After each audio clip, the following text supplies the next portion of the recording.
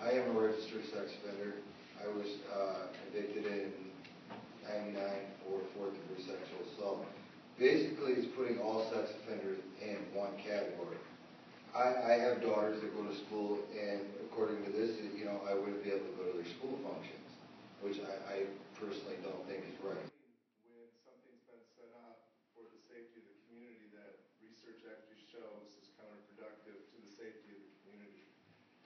In looking at residency restrictions, study after study has shown that there's no correlation on their effectiveness in preventing sexual assaults against children or reducing recidivism. The Department of Corrections, the Brown County, and the city attorneys have all concurred that the ordinance has not worked, and that because the noncompliance has gone up, it is not increasing the safety of our community, it is decreasing the safety. In my mind, we took something that wasn't broke and tried to fix it, because the Department of Corrections, I think, was doing a really good job of monitoring and making sure sex offenders did not reoffend, and if they did, they would get put back in prison. We are citizens on this committee. You are a citizen as well, and we all have our opinions. I happen to be a father as well of a 15-year-old girl that I'm very concerned about. But I'm looking at the perceptibility of safety versus the reality of safety. And I'm just looking at this 2,000 foot.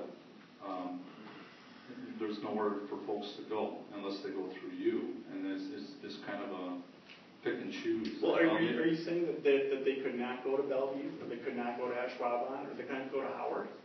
Rather than coming to, instead of saying, hey, I want to live in Green Bay first. Well, I mean, the fact is that Green Bay has a very strict ordinance, and the other communities around us also have a strict ordinance. From what I'm hearing so far today is that it appears as though we're getting away from the focus of child safety. In the ordinance, it states specifically and explicitly that this is focused on child safety.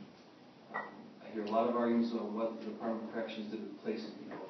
Again, it presumes that the ordinance somehow creates a safer environment for children. A lot of arguments are after the fact. I really want everyone to focus back in on what does the ordinance do. Does it make children safer in the community? The only arguments I hear is that it does not. The people who are arguing for a residency ordinance do not seem to address that point. You have to look at what this ordinance does. This ordinance restricts people from living in the city of Green Bay. It doesn't restrict them from coming here. It doesn't restrict them from being in any particular place. And there is no empirical data that suggests that where you lay your head affects whether or not you will reoffend. And that's ultimately what this ordinance is restricting, is where these folks lay their head.